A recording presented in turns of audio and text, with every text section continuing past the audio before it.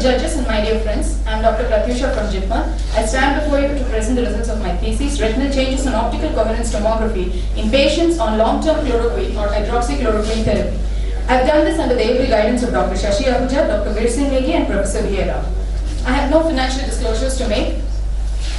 Now, why was this study done? Chloroquine and its analog, hydroxychloroquine, have been increasingly used as disease-modifying anti-rheumatic drugs in immunological disorders. Retinal toxicity, although a rare complication, is an irreversible phenomenon and hence is a very lot of work has gone to understanding this chloroquine retinopathy and its early changes. For example, loss occurs in chloroquine users. So what we thought was if ganglion cell loss is occurring, then there should be some thinning of macula that should occur.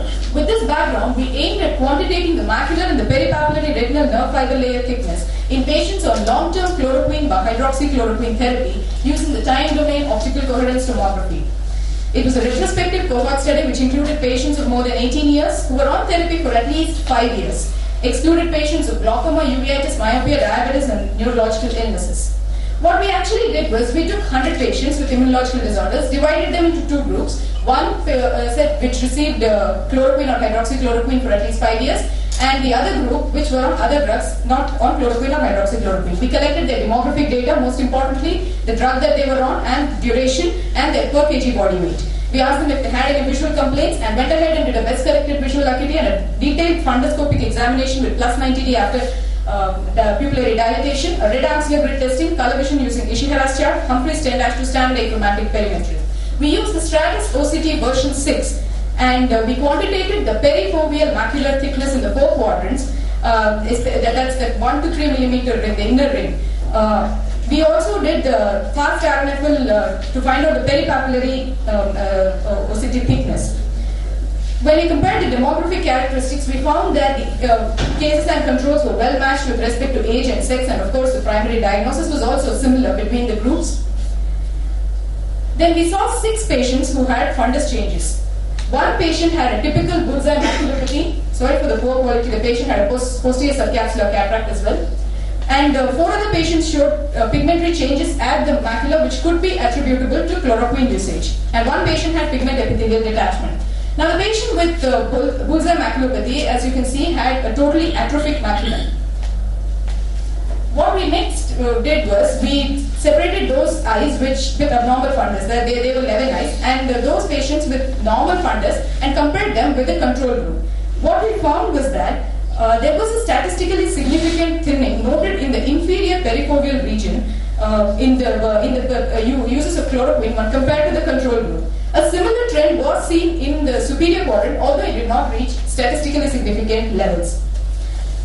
We then went on to compare the duration of the therapy with the retinal thickness, and what we can see in this graph is that the average, we divided patients on therapy for less than 8 years and those on therapy for more than 8 years. The average macular thickness in the perifoveal region was less in those patients who were on therapy for more than 8 years when compared to those on less than 8 years, which was much lesser when compared to those of the controls.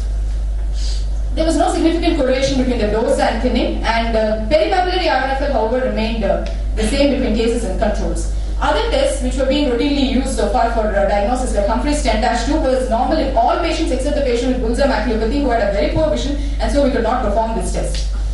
What I would like to say is that OCT was able to detect some changes when actually the Humphrey's 10-2 and red axillary grid could not detect any. So this goes well with a recent report that was published in the Indian Journal of Ophthalmology by Kora et al., which showed significant thinning in the macula. Again, here if you observe, it's the perifoveal macula, and the inferior quadrant even in them is thinned out. Of course, this patient had quite advanced retinopathy, I should say, because Humphrey's 10-2 already started showing changes. However, our results are quite against a report by Arana et al., which showed that peripapillary thickness among antimalarial users is thinner when compared to controls. American Academy of Ophthalmology has recently published its update, according to which most cases of toxicity occur with more than 7 years of usage. This goes well with our findings that patients on therapy for more than 8 years have actually thinner macula than the controls. But we have to interpret this study in the light of several limitations. The best plausible study design for this would have been to recruit patients who were going to receive chloroquine or hydroxychloroquine, take a baseline macular thickness, and then follow them up for 5 years, and then take the macular thickness and compare the two. But time was a limiting factor, so we had to use this kind of a protocol. And the other thing is that there was no uniformity in the duration of therapy of chloroquine and hydroxychloroquine. What I'd like to conclude is that using a more objective test like OCT should definitely go into the screening of chloroquine retinopathy instead of using the subjective test like Humphreys 10-2. Of course, it has to be done. It has to be supplemented with, complemented with an OCT, which is an objective tool. Thank you very much for your patient hearing.